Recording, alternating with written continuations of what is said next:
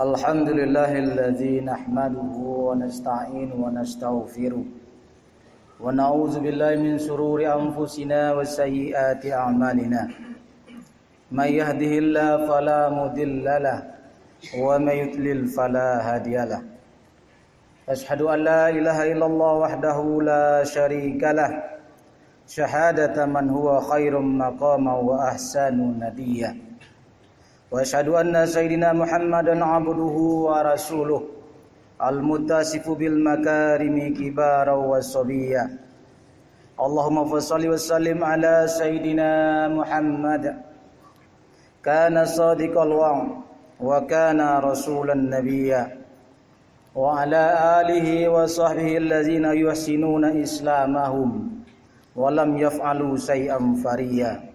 Amma ba'd, faya ayyuhal hadirun rahimakumullah, usikum wa iyaya bitaqwallah faqad fazal muttaqun. Faqala Allah ta'ala fi kitabil karim, A'udzu billahi minasyaitonir rajim. Bismillahirrahmanirrahim. Ya ayyuhalladzina amanu athi'ullaha wa athi'ur rasul wa ulil amri minkum.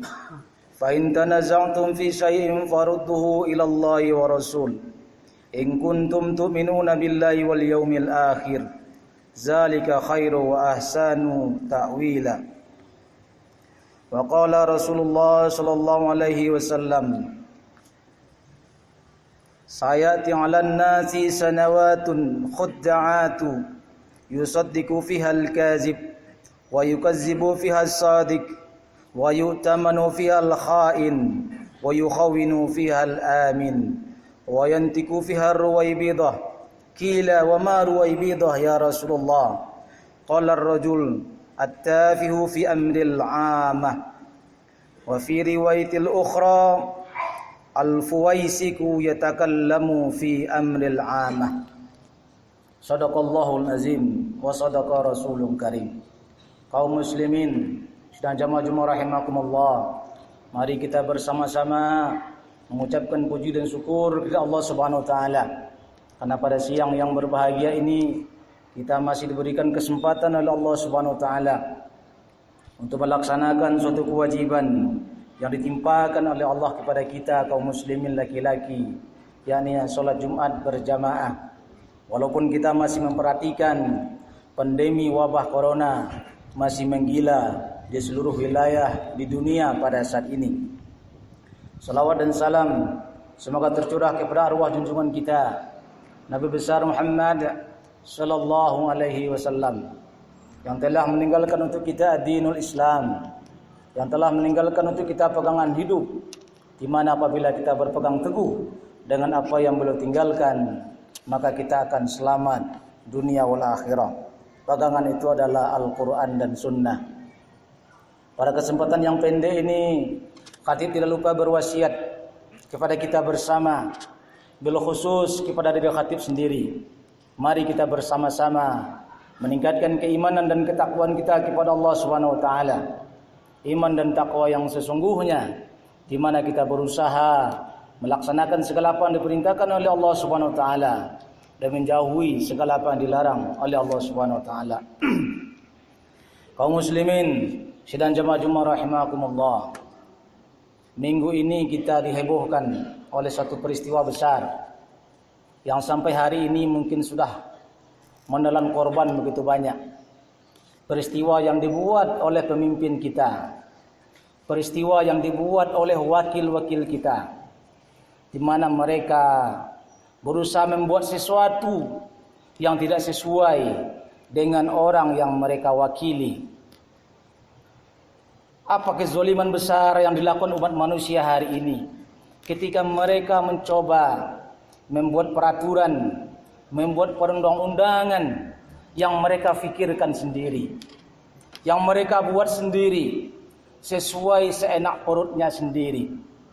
Ingatlah oleh kita kaum muslimin dan jemaah rahimakumullah, tatkala manusia membuat hukum, tatkala manusia membuat peraturan, siapapun dia, hatta diri kita sendiri, kita pasti membuat sesuatu yang menguntungkan diri kita. Tidak akan ada kita membuat hukum, membuat peraturan yang akan menyusahkan diri kita. Jadi orang-orang yang duduk di Jakarta sana, mereka membuat hukum, membuat peraturan, pasti menguntungkan diri mereka. Dan mereka tak peduli dengan begitu banyak orang yang akan terabaikan, yang akan celaka dari apa yang mereka buat. Itulah kemarin kita melihat diketuknya undang-undang Omnibus Law, hukum yang dimuat dalam satu bus, beberapa hukum dijadikan satu sehingga orang menyebutnya omnibus. Jadi dalam satu bus dimuat banyak hal dalam satu undang-undang. Lebih kurang 70 undang-undang masuk dalam satu undang-undang yang diketok tanggal 5 Oktober kemarin. Padahal rencana mereka, undang-undang itu akan diketok pada tanggal 8 Oktober. Tapi mereka berusaha mempercepatnya. Dan sayang, apa yang terjadi? Kita bisa melihat inilah yang terjadi kondisi kita hari ini. Padahal Allah mengatakan bahwa siapa yang berhak membuat hukum, siapa yang berhak membuat peraturan, Allah mengatakan innil hukmu illa lillah. Sesungguhnya yang berhak membuat hukum itu hanya Allah Subhanahu wa taala. Kita manusia tak berhak membuat hukum. Kita manusia tak berhak membuat peraturan. Kenapa? Karena kita tak tahu mana yang baik dan mana yang buruk. Maka Allah mengatakan kepada kita, wa asa an takrahu syai'an wa huwa khairul lakum wa asa an tuhibbu syai'an wa huwa syarrul lakum.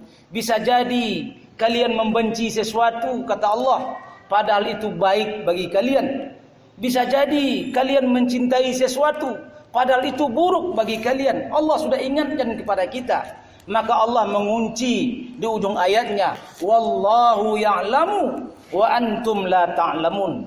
Allah lah yang mengetahui dan kalian tidak mengetahui.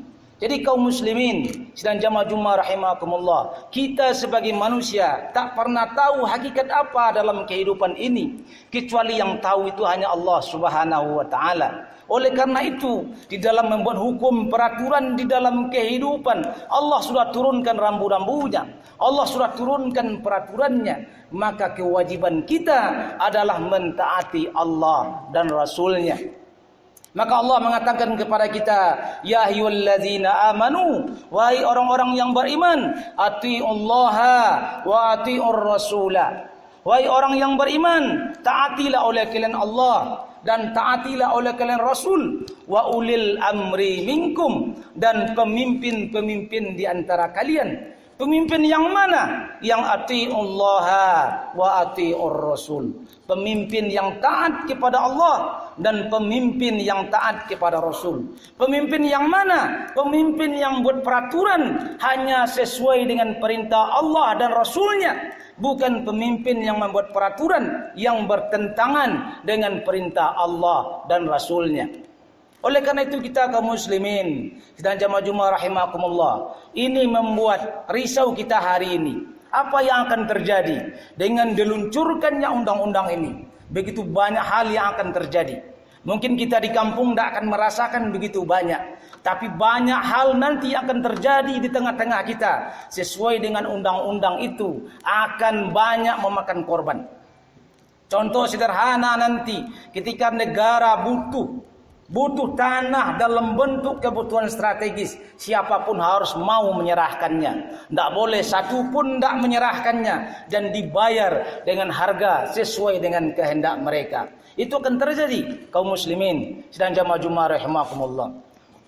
Oleh karena itu kita pada hari ini kita harus hanya taat dan patuh kepada Allah dan Rasulnya, dan para pemimpin yang taat dan patuh kepada Allah. Di dalam Islam sudah diajarkan kepada kita seperti apa pemimpin yang harus kita pilih.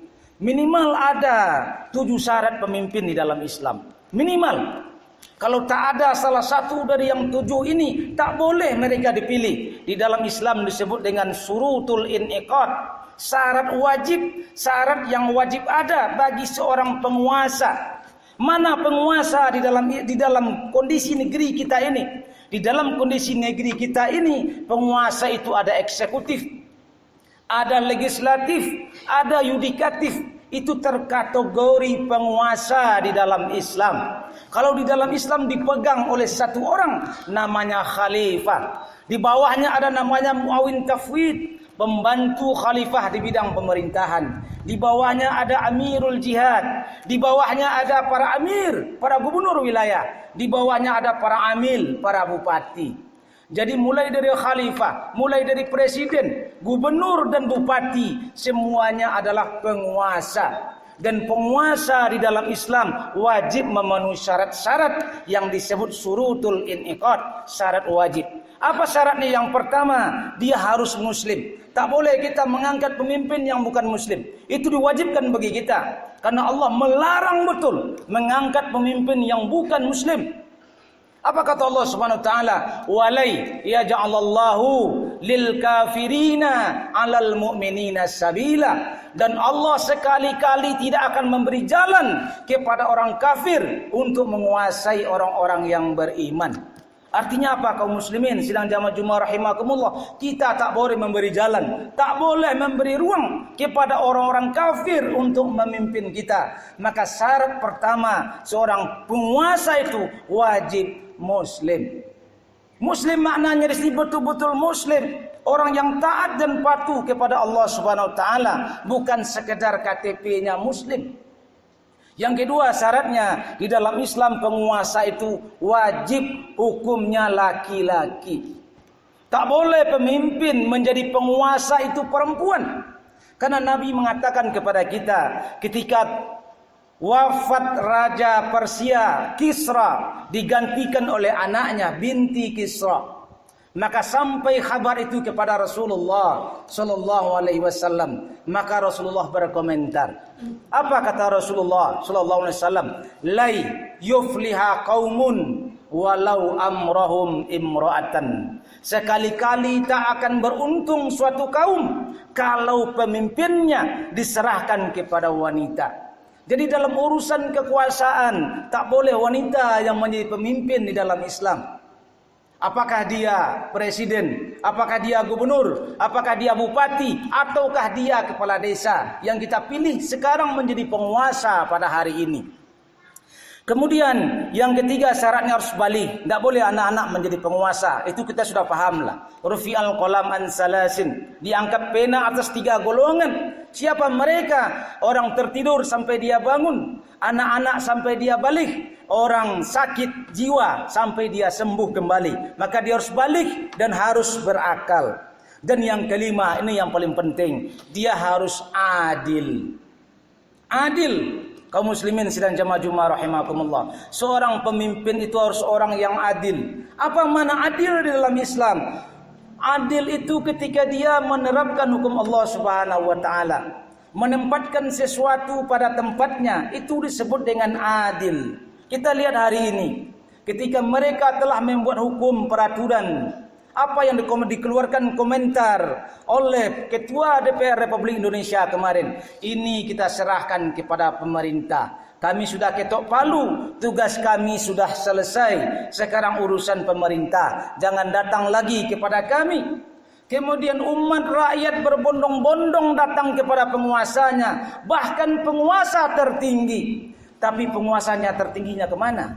Dia pergi jalan ke tempat yang tak perlu dilihat. Datang dia pergi ke Kalimantan kemarin. Ketika semua orang ingin pergi ke Istana Negara, dia malah pergi melihat orang membuka sawah baru di Kalimantan. Ini bukan orang yang adil.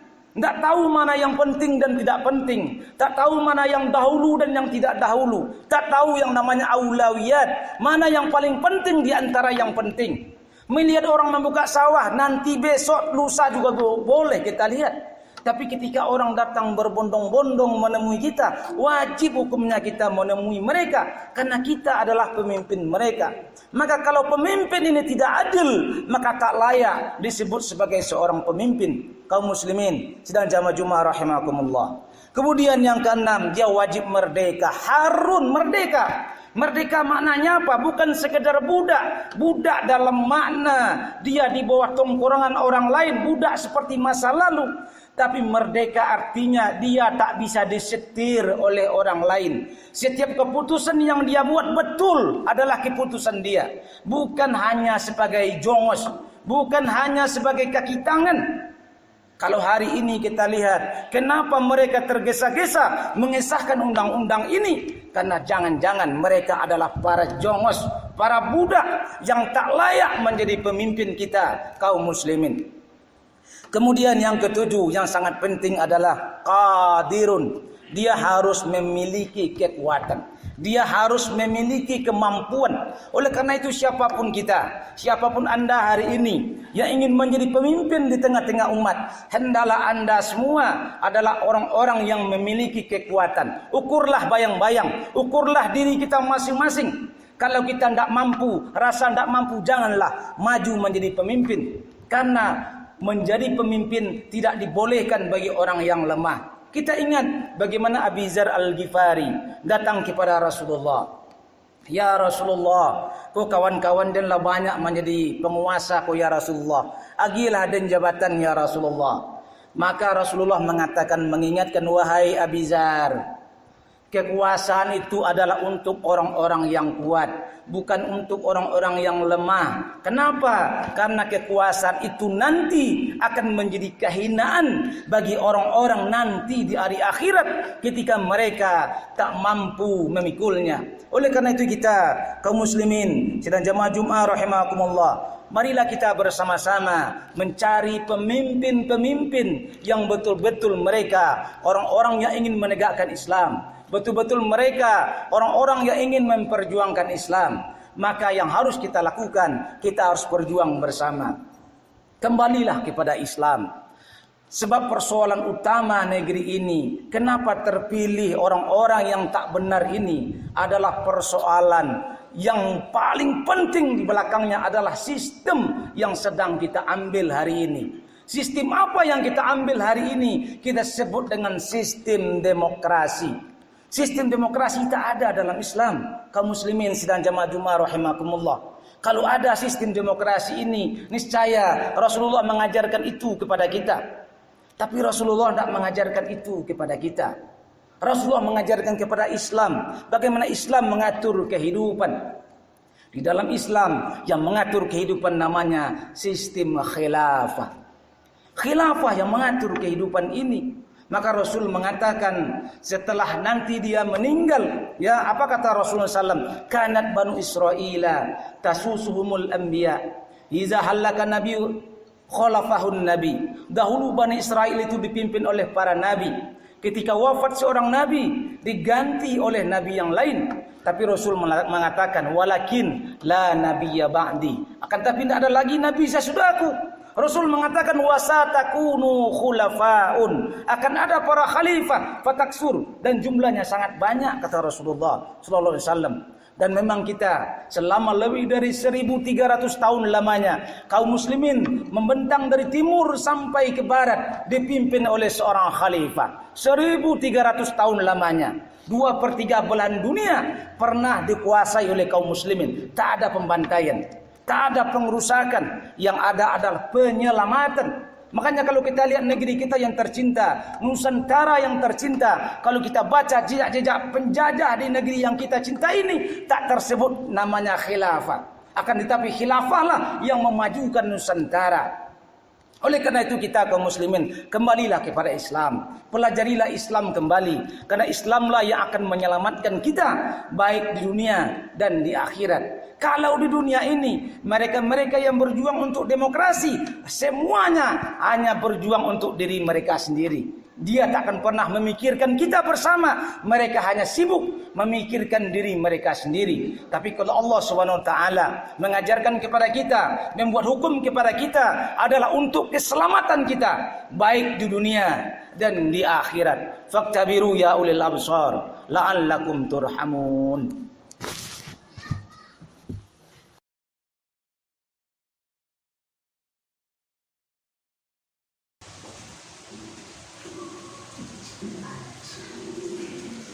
Alhamdulillahillazi hadana li hadza wa kunna linahtadiya lawla an hadana Allah. Asyhadu an la ilaha illallah wahdahu la syarika lah. Asyhadu anna Muhammadan abduhu wa rasuluhu la nabiyya ba'da. Allahumma shalli ala sayyidina Muhammad wa ala alihi wa sahbihi wa sallim tasliman katsira. Amma ba'd, fa ya ayyuhan nas ittaqullaha haqqa tuqatih wa la tamutunna illa wa antum muslimun. Allah Ta'ala fi kitabil karim. Alhamdulillah minasyaitonir rajim. Bismillahirrahmanirrahim. Wal 'asri innal insana lafi khusr illa alladziina aamanu wa 'amilus shalihaati wa tawassaw bil haqqi wa tawassaw bis sabr. Pada fatwa yang kedua ini, maka mengingatkan kepada kita bersama. Mari kita menggunakan waktu yang tersisa pada diri kita untuk bertaubat kepada Allah Subhanahu wa taala, untuk meningkatkan keimanan kita kepada Allah Subhanahu wa taala, untuk meningkatkan amal soleh kita, ditambah dengan kita berdakwah kepada umat.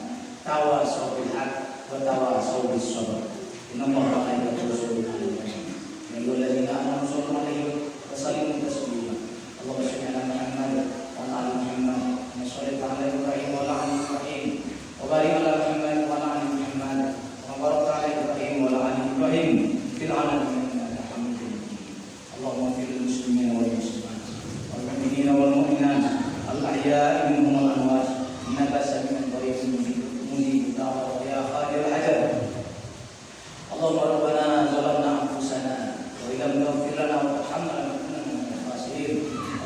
لكم